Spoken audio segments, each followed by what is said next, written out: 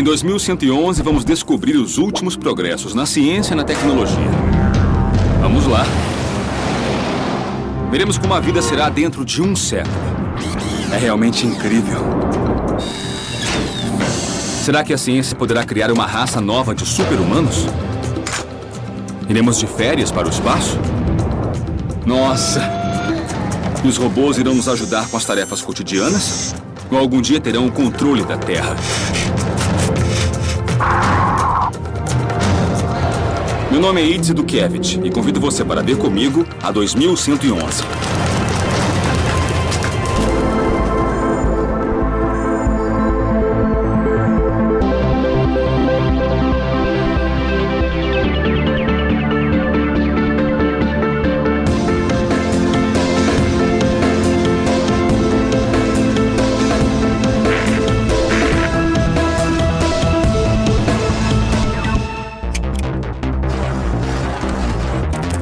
Neste episódio, vou mostrar como a ciência vai transformar não só o modo como vivemos, mas o tempo em que vivemos. Alguns cientistas afirmam que poderemos viver mais de 200 anos. Outros sugerem que, com os medicamentos certos, poderemos chegar a ser imortais. Nesta pesquisa, contarei com futurólogos, especialistas que se dedicam a estudar como a ciência afetará as nossas vidas. Envelhecer é um efeito colateral do funcionamento normal da máquina que chamamos de corpo humano.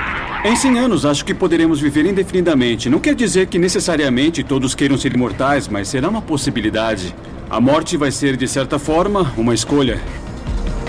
Na época de Sócrates, aos 30 anos, um homem era velho. Não é só longevidade, é qualidade de vida.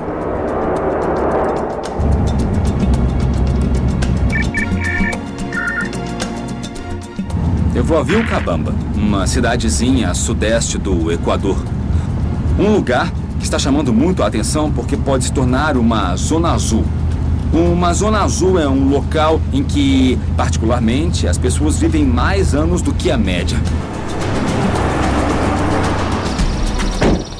Entre as 5 zonas azuis do mundo estão a Sardenha, na Itália, a primeira identificada, Okinawa, no Japão, Nicoya, na Costa Rica, e quem sabe, Vilcabamba. Eu vou conversar com o povo daqui para saber qual é o segredo. Desde os anos 70, Vilcabamba é estudada por ter uma porcentagem bem alta de pessoas que vivem mais de 100 anos. O professor Luiz Roseiro Bixby trabalha para o Instituto Nacional de Pesquisas Gerontológicas do Equador e já estudou zonas azuis em diferentes lugares do mundo. Ele é o responsável por determinar a única zona azul da América Latina, uma cidade chamada Nicoya, na Costa Rica. Agora, ele trabalha em Vilcabamba, onde mais de 5% da população ultrapassa os 100 anos. Esses locais, que são conhecidos como zonas azuis ou blue zones, têm muitas características em comum? Há características óbvias. Uma é o clima agradável.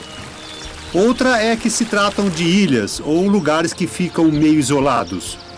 O que também serve para Vilcabamba, no caso de se tornar uma zona azul. Mas o doutor Luiz também estuda outras pistas. Talvez o segredo desse lugar não seja o meio ambiente, mas sim o povo e seu DNA. Eles têm uma característica genética em que os telômeros são um pouco mais longos. Os telômeros se localizam nos cromossomos, no nosso DNA. Conforme ocorre a reprodução celular ao longo da vida, os telômeros ficam menores e aparecem as doenças da velhice. Mas o quanto encurtam depende do estilo de vida de cada um.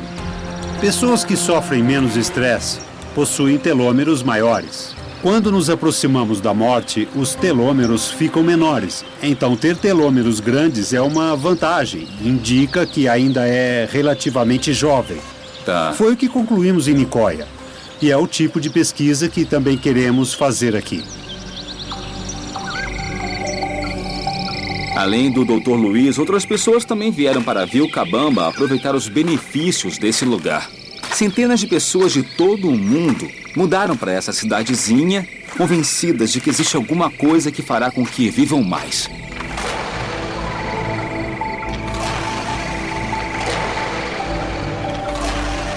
Em Vilcabamba, 20% da população é imigrante. Um deles é o Glenn. Em 1991, eu aceitei um trabalho para ser gerente de campo em uma empresa de exportação de água. Eu tinha que explicar e documentar o porquê da água ser especial.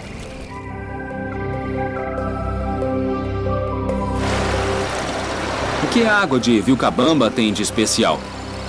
Nós estamos olhando para a água mais inalterada e mais pura do mundo. Ela tem fatores especiais que contribuem para a saúde. A taxa de minerais, de acordo com cientistas e médicos, é exatamente a mesma taxa ideal para a célula humana. Em Vilcabamba, estou feliz e tenho certeza de que a felicidade é a fonte da longevidade. Glenn é um dos mais de 1.500 imigrantes atraídos para estas terras desde que os registros da igreja apresentaram pessoas que chegaram aos 140 anos de idade.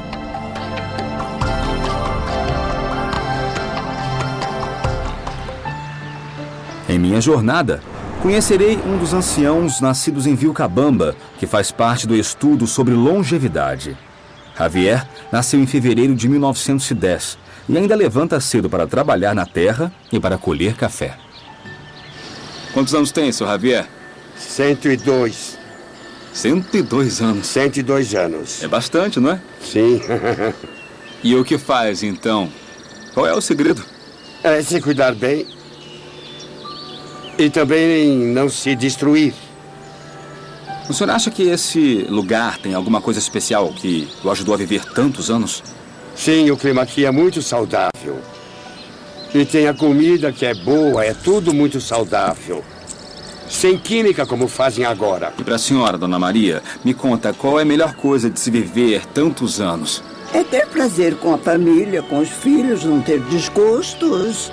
Então vive bem. E por que acha que vem tanta gente para esse lugar para viver tantos anos quanto vocês? O clima é bom, saudável e vão ter mais saúde aqui. No campo científico, o cientista estuda dois elementos básicos: o ambiente, que Javier e Maria destacam, e a genética. Em algum desses fatores está o segredo da longevidade. E algum dia poderemos ser imortais? Espero que não. Há um romance famoso de Jorge Luis Borges que mostra muito bem o horror que seria a imortalidade. A ideia das zonas azuis tem a ver com prolongar a vida. Se adotar tal hábito, viverá mais 3 anos. Se adotar outro, viverá 4. Acredito que, quando pudermos reverter o envelhecimento, iremos nos prolongar por muito mais tempo, provavelmente de maneira indefinida. Sem dúvida, há alguma coisa especial neste vale. Certamente cientistas como o Dr. Luiz irão descobrir o que é, engarrafar e vender para o resto de nós. Claro que eu quero viver 100 anos, mas também quero aproveitar a vida moderna. Nas áreas chamadas zonas azuis, o estilo de vida, alimentação e ausência de poluentes no ar e na água permitem que o homem viva mais. É possível incorporar essas vantagens à sua vida independente de onde viva. As pesquisas sobre as zonas azuis permitirão compreender os segredos da longevidade e levá-los às cidades do futuro. A busca pela eterna juventude me leva a Los Angeles. Conhecerei um casal que pratica o que em algumas das zonas azuis acontece naturalmente. Do ponto de vista científico, é chamada de dieta de restrição calórica. Essa dieta promete 30% de vida a mais que o normal e tem como base uma pesquisa que começou em 1930 com ratos de laboratório. Os roedores começaram a receber 30% menos de calorias que a dieta recomendada e chegaram a viver 1,5 vezes mais tempo. Fazer um rato ter uma dieta de restrição calórica é bem mais fácil que persuadir uma pessoa a comer 30% menos. Aqui eu tenho todas as calorias que eu devo consumir em um dia. Mas se eu estivesse seguindo a dieta, somente poderia comer 300 calorias no café. O que dá mais ou menos isso. Sem a vitamina, sem o café, somente isso.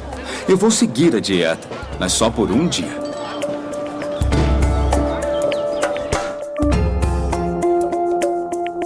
Para o teste, estou na casa de Peter e Louise. Então, o que é essa dieta de restrição calórica? Ao ingerir uma quantidade menor de calorias que o corpo necessita, surgem certos mecanismos de proteção que permitem que as pessoas vivam mais e evitem doenças. Restringir as calorias não é uma dieta, é um estilo de vida. É aprender a se alimentar e comer corretamente.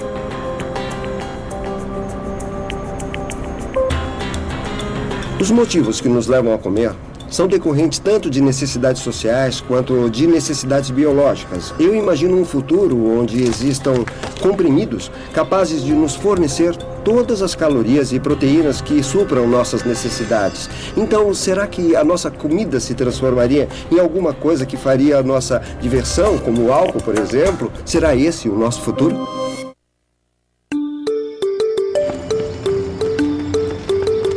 Em Los Angeles, Peter e Louise me ensinam a passar um período sob a dieta de restrição calórica. Uma dieta baseada em 1.300 calorias por dia e que promete 30% a mais de vida. Então, aqui nós temos frango, cenoura, espinafre e 3 tipos de alface. Alguns estudos mostraram que a dieta de restrição calórica em longo prazo desencadeia a desaceleração do metabolismo e a redução do estresse biológico no organismo. Então, se o ciclo de reprodução celular é mais lento, envelhecemos mais devagar e, como resultado, a vida será mais longa. Seria bom viver mais tempo e com melhor qualidade de vida, mas existe alguma desvantagem nessa dieta restritiva? Ao perder gordura, você sente muito frio. A gordura corporal, debaixo da pele, a gordura subcutânea, nos protege do clima. Mas é só se agasalhar mais. Quando comecei com a restrição de calorias, eu não tive um bom orientador, então eu exagerei e queria seguir a dieta e ingeria pouquíssimas calorias. E nisso eu tinha fome o tempo todo. Essa dieta é criticada por muitos cientistas. Embora promova a perda de peso lenta, a restrição calórica pode aumentar o risco de osteoporose, implica em perda de massa muscular e gera mudanças hormonais. Além disso, a fome leva à depressão, insônia e irritabilidade. Peter tem 48 anos e há 14 faz a dieta. Tem 1,80 m e pesa 60 quilos.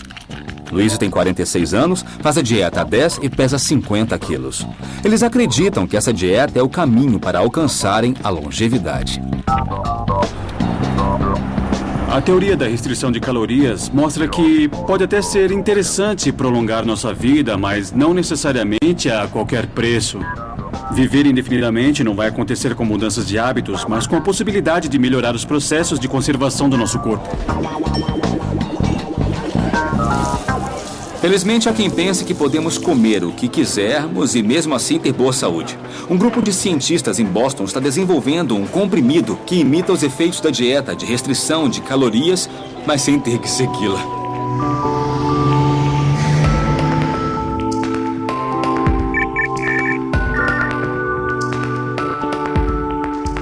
No Instituto Tecnológico de Massachusetts, Leonard Guarente estuda um gene que prolonga a vida. Começamos a estudar o envelhecimento e surgiu o interesse em um sistema simples ao nosso alcance. Então estudamos a levedura e descobrimos um gene chamado sirtuína. Ele chamou nossa atenção porque vimos que quanto mais ativo estava o gene, mais as células de levedura viviam. A pesquisa o levou ao resveratrol, uma substância encontrada em coisas comuns, como o vinho tinto, o chocolate amargo e algumas plantas. O resveratrol foi o primeiro composto encontrado capaz de ativar as sirtuínas em um tubo de ensaio. Ele também mostrou trazer grandes benefícios em animais de laboratório. O protocolo para que uma pesquisa chegue a produzir medicamentos farmacológicos implica em uma série de estudos com diferentes animais. Os primeiros da lista foram as larvas. As larvas vivem por pouco tempo, entre 2 e 3 semanas. Então podemos fazer um experimento de forma rápida. Essas imagens são de uma larva jovem de outra velha. A velha tem umas 3 semanas. Dá para notar bem a diferença. As larvas que receberam resveratrol viveram 4% a mais do que as que não receberam. O que foi uma ótima notícia para Guarente e o animou a fazer o teste com ratos. O que acontece com ratos é que, se podem comer à vontade a dieta ad libitum, o peso deles vai aumentar com a idade. À medida que envelhecem, engordam. É similar com os humanos. Nesses ratos, estudamos o efeito dos genes chamados sirtuínas, capazes de frear o envelhecimento em outros ratos. Queremos ver se os efeitos de uma das sirtuínas, a SIRT1, é recorrente em diferentes espécies de ratos, se aparece em todos. O experimento de sucesso com espécies diferentes de ratos permitiu ao Dr. Guarente assegurar que o resveratrol funciona em animais de características bem diferentes. Agora só falta testar o medicamento em humanos. E ele teria efeito similar nos humanos? Bom, eu espero que sim. Há indicadores não só em larvas, ratos e primatas não humanos, mas também em seres humanos.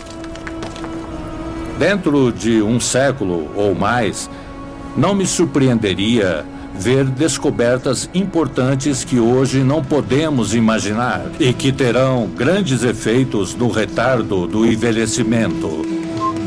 O resveratrol ainda está em discussão na comunidade científica e as provas para saber se é eficaz em humanos levará mais alguns anos. Medicamentos como esse podem ser o princípio do caminho da imortalidade. Acabo de achar esse produto que contém resveratrol, um suplemento cuja eficácia não foi comprovada em humanos, mas que já está à venda. Isso só mostra o quanto estamos ansiosos para frear o curso do tempo. Não há nenhuma razão para supor que algum aspecto do envelhecimento humano possa ser eternamente resistente à intervenção médica. Com isso, não deveria haver limites ao tempo em que uma pessoa pode viver com um estado de saúde saudável.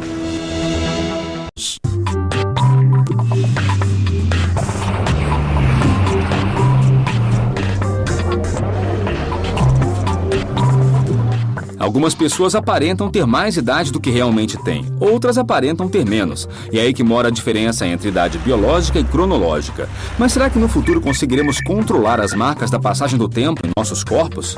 Estou em Buenos Aires, na clínica Milberger, lugar em que afirmam que podem retardar o processo de envelhecimento. O Dr. Milberger é dermatologista e alguns de seus tratamentos são voltados para a melhoria da aparência. Mas, para ele, o segredo da juventude está debaixo da pele. Eu estou numa jornada pessoal para saber se é possível viver 100 anos ou mais, mas me sentindo realmente jovem. A medicina anti-idade é, digamos, parte da medicina, mas que considera cada ser humano único. Não podemos deixar de fazer aniversário, mas o médico afirma que sua especialidade médica pode atuar sobre a idade biológica e frear o envelhecimento. A idade biológica é a idade verdadeira de seus órgãos, mas a idade cronológica diz respeito a um número atribuído a você fora de seu contexto biológico. Para calcular a idade biológica, o médico realiza um questionário detalhado sobre o estilo de vida do paciente, que inclui detalhes sobre a alimentação e o sono, além de uma série de exames clínicos e físicos. Gostaria de ter 20 anos? Claro. Alguém aqui já falou que não? Com que frequência adoece? Tem gripes ou resfriados? Uma vez por ano. Mais ou menos. Então, vamos à sala de análise de determinantes para envelhecimento precoce. Venha. Agora eu preciso que você suba nesta balança. Claro que sim. Assim, muito bom.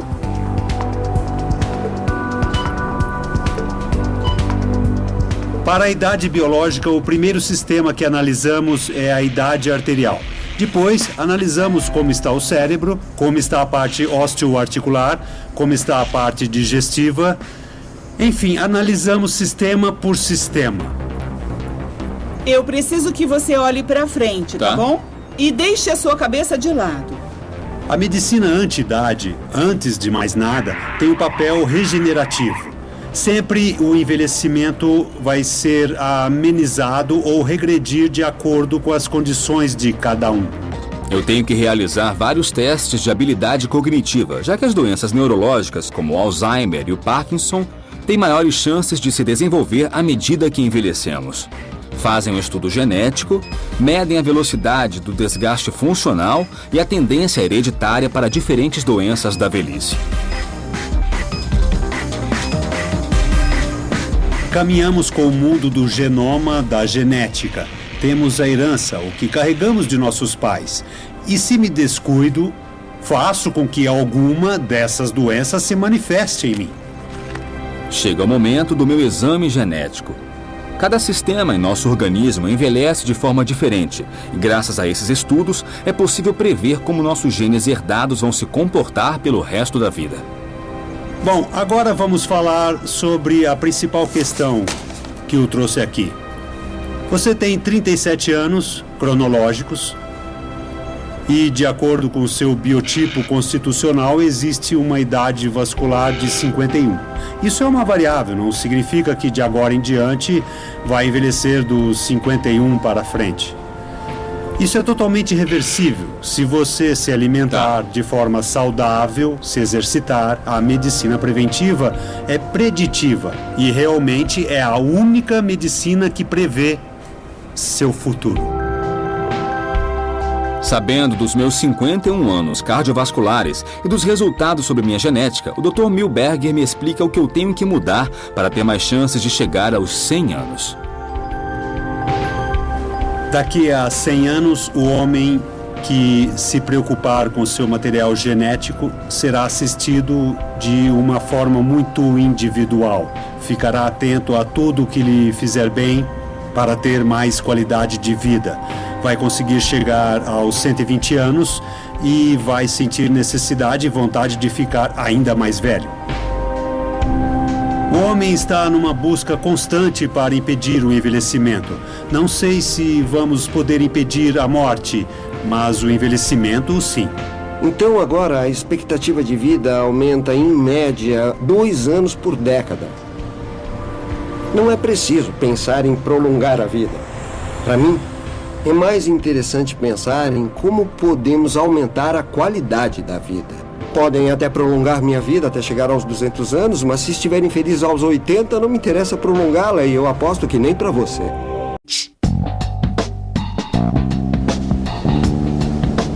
E a busca da juventude eterna continua no Brasil. Aqui no Rio de Janeiro, a cantora e modelo Ângela Bismarck trava uma batalha pessoal contra o envelhecimento. Eu sempre gostei de aparecer jovem, bonita, desde os meus 16 anos, né? E foi assim a minha vida inteira. Eu já fiz uma cirurgia plástica em cada pedacinho do meu corpo, mas quem eu confio em fazer essa cirurgia é só o meu marido. O marido de Ângela é um cirurgião plástico que utiliza os últimos tratamentos para rejuvenescimento da pele. A ideia é não fazer cirurgias, mas usar um produto obtido diretamente do sangue de Ângela para tratar e estimular a regeneração da pele. O tratamento das plaquetas, do plasma enriquecido com as plaquetas, é um tratamento onde se retira certo tipo de hormônios que ajudam as células em crescimento. Os passos principais são retirar do próprio paciente o sangue. O laboratório faz uma centrifugação, que é fazer com que 3 camadas sejam separadas. A camada de células vermelhas, que ficam embaixo, a camada das plaquetas e a camada do soro, do próprio plasma, que fica mais acima.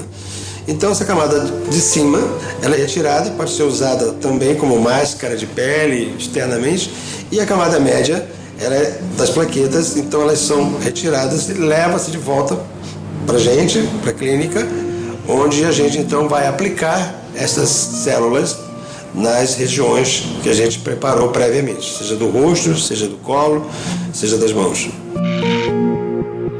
As plaquetas liberam hormônios que estimulam o crescimento da pele. A técnica foi desenvolvida para regenerar terminações nervosas e reparar as articulações, mas agora está sendo usada na cosmetologia. Com este tratamento, nós estamos aproveitando a capacidade do corpo de regeneração. Portanto, se ele se regenera, nós vamos ter a possibilidade de ver a nova juventude, uma juventude mais moderna, mais rápida e um paciente mais feliz. É um tratamento que promete a regeneração da pele, algo puramente estético, o que não significa prolongar a vida. Mas em Pittsburgh, nos Estados Unidos, um grupo de cientistas está desenvolvendo uma técnica que pode obter a regeneração completa de um órgão. O objetivo maior é regenerar uma parte do corpo. Se amputarem meu braço, que ele volte a crescer, como acontece com as extremidades das salamandras. O Dr. Steven Badlak e sua equipe trabalham em uma técnica que permite aos tecidos complexos se regenerarem no lugar em que naturalmente se formaria uma cicatriz. A ideia é redirecionar a resposta natural, enganando o corpo para que, em vez de responder a uma ferida com tecido cicatricial, envie sinais para reconstruir esse tecido. O segredo para enganar o corpo é algo que eles chamam de matriz extracelular. A matriz extracelular é a cola que liga todas as células do corpo. É uma espécie de estrada de informação que diz ao corpo: escuta, nós precisamos de célula-tronco naquele tecido em tal lugar. Depois, ela diz às células: deve se tornar isso. Então envia sinais que dizem: deve se organizar aqui, aqui precisam se dividir e aqui precisam parar. A matriz é produzida graças à utilização de órgãos de porco. Todos esses tecidos que vemos são de porco. Isso, por exemplo, é um fragmento de derme. É a pele de um porco que não tem células. É bem dura, grossa e servirá de estrutura temporária. Nós podemos transformar isso em um tubo, dar uma forma tubular a esse fragmento. Imaginem as aplicações clínicas que temos aqui. Pelo tamanho do tubo, podia ser uma via respiratória ou um esôfago, um duto de alimentação ou um vaso sanguíneo. No futuro, poderemos ter órgãos inteiros. Aqui temos um rim de porco. Agora ele está claro e limpo porque retiramos todas as células. O conceito é o seguinte: precisa de um rim? Nós pegaremos suas células-tronco, por exemplo, e daremos as instruções para que se transformem em células renais. Então vamos injetá-las dentro dessa estrutura e as células renais dirão: esse meio é amigável, e vão formar um novo tecido renal. Esse é o coração de um porco. O tamanho não difere muito de um humano. Queremos criar um coração humano suíno que realmente funcione. O uso dessa tecnologia irá até onde nossa imaginação puder alcançar. Essa técnica mudou radicalmente a vida de Timothy Hernandes. Ele foi ferido enquanto serviu o exército no Iraque e recebeu uma péssima notícia dos médicos. Me falaram que tinha um buraco grande na perna e que a solução seria amputar. Mas em vez de amputar a perna, os médicos utilizaram a matriz extracelular e assim fizeram com que a parte do músculo que faltava voltasse a crescer. A conduta médica irá mudar radicalmente e grande parte do que fazemos hoje se tornará obsoleto. Graças ao trabalho de Badlak e sua equipe, Tim recuperou completamente a mobilidade de sua perna. Ficou dolorido depois da cirurgia, mas conseguia andar em poucos dias. No futuro, essa tecnologia terá um grande impacto em nossa vida, possibilitando a substituição de órgãos antes que envelheçam. Digamos que se descubra como regenerar todos os tecidos, então vai ser possível fazer a substituição funcional de olhos, músculos, cérebros. Na teoria, seria como criar a imortalidade, embora eu não tenha certeza realmente de querer isso.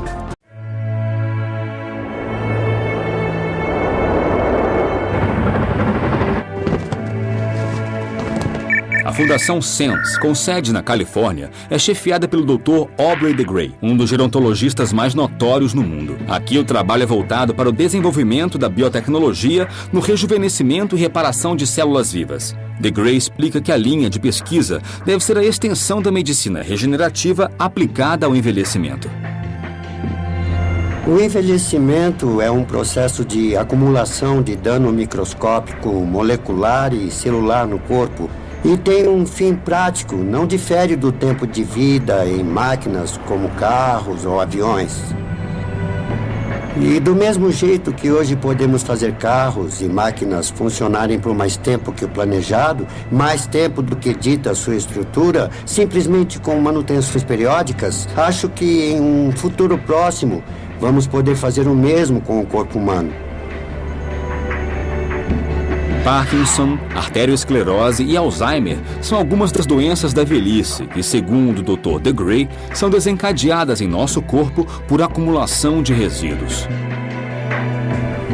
O corpo humano, como todos os organismos vivos, possui uma grande quantidade de mecanismos automáticos autorreparadores. Há certos tipos de danos que se acumulam tão lentamente que a evolução não se deu o trabalho de inventar mecanismos para repará-los.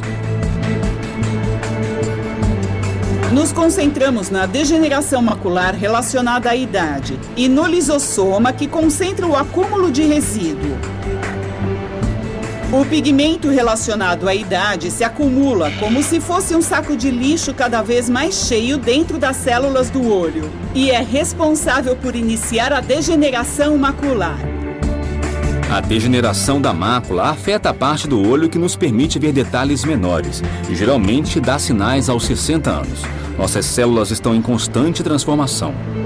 Aqui nós temos o mesmo grupo de células, mas na fileira de baixo agregamos uma enzima capaz de desintegrar este pigmento. Trata-se de um modelo terapêutico para tratar a doença.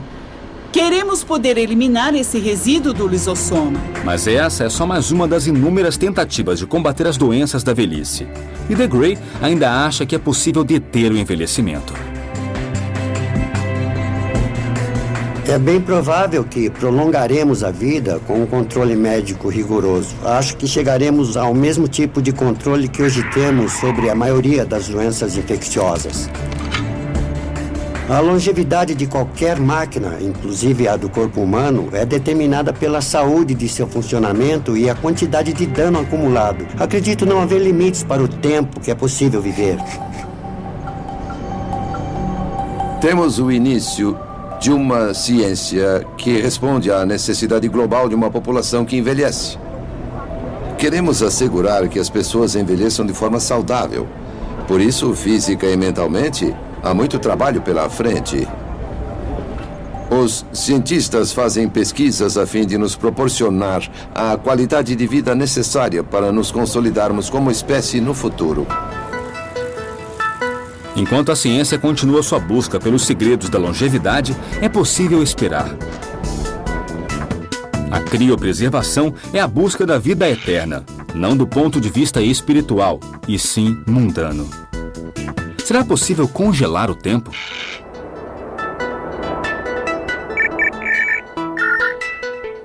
A resposta parece estar em Scottsdale, nos Estados Unidos. Os cientistas de hoje acreditam que, no futuro, o envelhecimento será opcional. A Fundação Alcor oferece um serviço chamado criogenia, e ser membro dessa fundação custa mais de $80 mil iniciais e taxas anuais. Parece ficção científica, mas tem base na ciência moderna. Os cientistas de hoje já conservam embriões humanos. Na Alcor, eles garantem que a vida pode ser paralisada e reiniciada se a estrutura celular e química for conservada. Para Max More, presidente da fundação, a morte é um ciclo que pode ser revertido. A Fundação Alcor entra no ponto em que a tecnologia médica atual para, mas a tecnologia avança rapidamente. Então, em vez de condenar a pessoa que sofre a morte clínica, damos a ela a chance de viver no futuro, quando houver tecnologia médica mais avançada e capaz de reparar o dano e lhe devolver a vida. A criogenia não diz que a morte deixará de existir. Ela só nos dá a possibilidade de poder voltar. É uma forma extrema de medicina de cuidados intensivos.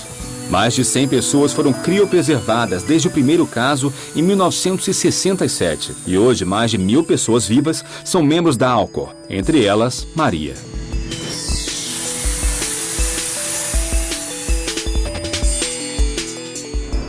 A Alcor é o plano B. A ideia é que sejam criadas terapias e intervenções que possam nos dar mais tempo de saúde e que prolonguem nossa saúde. E o efeito secundário seria um prolongamento considerável da vida. Em 20 anos já vamos ter progressos importantes que vão nos fazer ter outra relação no que diz respeito a doenças da velhice. E assim vamos ganhar tempo. Mas se essas tecnologias e avanços não ocorrerem antes que eu morra, a Alcor vai ser o lugar para eu tirar uma sonequinha para depois acordar no futuro, quando certamente esses avanços já tiverem ocorrido.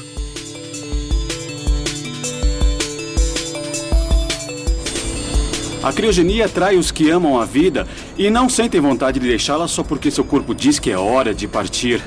Eles não fazem isso por terem a certeza de voltar, mas porque querem ter essa opção, porque gostam de viver e querem mais.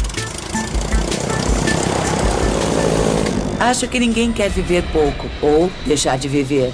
E a ideia, a perspectiva de que no fim eu vou ficar debilitada, vou me abater e me tornar frágil sem poder levar minha vida adiante, é horrível para mim, porque aproveito muito a vida e tenho muito a fazer. O importante é que a morte não é preto no branco, nem no momento repentino. É um processo gradual de ruína. Em muitos casos, fazemos um acompanhamento dos pacientes e, se algum tiver um problema sério, enviamos um grupo de pessoas para esperar ao seu lado para entrar em ação assim que a morte clínica for declarada.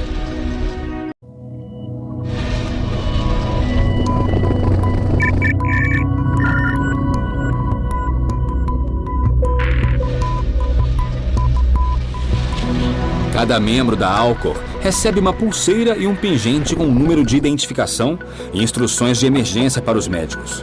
Maria já tem a sua e vai até as instalações da empresa para entender os detalhes do processo. Muito bem. Em muitos casos, o início se dá no hospital quando o paciente é declarado morto. Então, nós começamos em menos de 60 segundos, ou seja, imediatamente. No hospital. Isso, no hospital. E quando o médico declara oficialmente que a pessoa faleceu, nós colocamos este aparelho que realiza uma compressão similar à reanimação cardiopulmonar. Com isso, as células continuam recebendo sangue oxigenado. E substituem o sangue? Bom, no fim, nós substituímos o sangue por um anticongelante de uso médico. Mas, no início, o corpo pensa que ainda tem vida. Então, com o congelamento rápido, nós retardamos esse processo e nós mantemos a integridade de todas as células.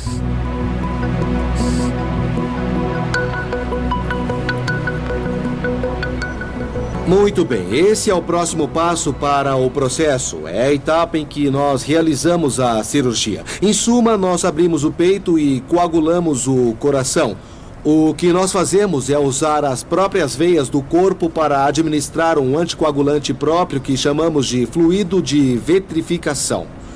Então, é aqui que vocês vão me congelar? Isso, é aqui que vamos congelar. Além do mais, há um processo através de 2 perfurações que realizamos no crânio para controlar, fora a inflamação do cérebro, que nos indicará como vão as coisas, a temperatura cerebral, que é a parte mais importante.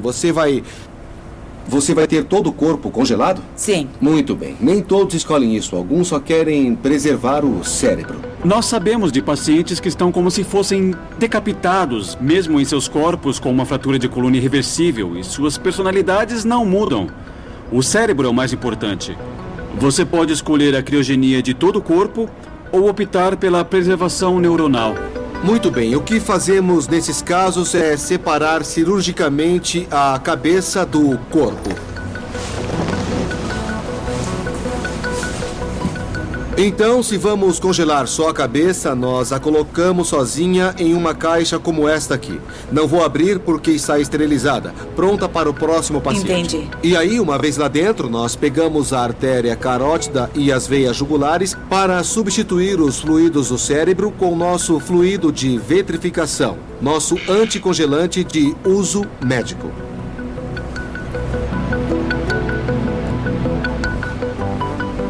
No futuro, a tecnologia médica estará mais avançada.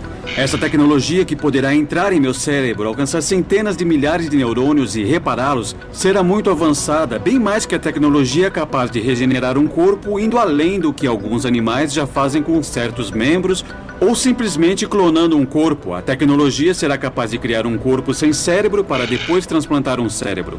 E sabemos, pelo mapeamento que fizemos com tecido nervoso, que estamos preservando as estruturas em que a memória está guardada. E há grandes chances de que essas pessoas retornem praticamente iguais. O objetivo é esfriar o corpo a 126 graus centígrados negativos o mais rápido possível para evitar a formação de gelo. Isso leva aproximadamente 3 horas. O paciente é resfriado a 126 graus negativos e nessa temperatura ele permanece à espera do futuro. Muito bem. Dependendo se for um neuro ou um corpo inteiro, há diferentes cápsulas de armazenamento. Aqui nós temos as cápsulas neuro. O cérebro, que fica guardado dentro do crânio, vai diretamente para esse recipiente que está vendo. E depois ele é fechado desta maneira. Esse armazenador pode guardar até 10 neuros. Em 2111, eu imagino um ser humano que certamente terá transcendido a biologia, o orgânico, que estará unificado à tecnologia. Será uma grande surpresa para mim se pudermos reviver alguém em menos de 30 anos, mas daqui a 200 anos não me surpreenderia tanto. A ficção científica vai de encontro à ciência, cada vez mais.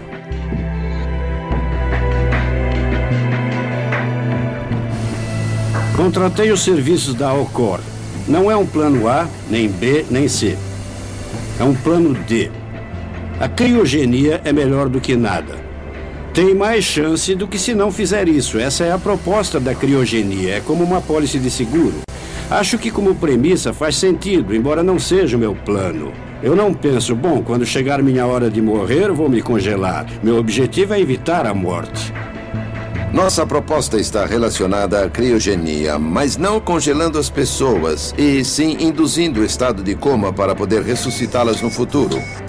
Eu acredito que vai levar uns 10 anos para desenvolverem um sistema assim. Segundo os cientistas que conheci, as crianças de hoje terão uma vida bem diferente das nossas, porque envelhecer poderá ser opcional para elas. Isso vai trazer novas vantagens, mas também novos desafios para as sociedades do futuro. Como será o ciclo da vida, com as novas gerações e as ideias por vir? Entretanto, uma vez que exista a chance de viver mais tempo, será muito difícil resistir a ela. Não acha? Assim será o futuro. Assim será 2111.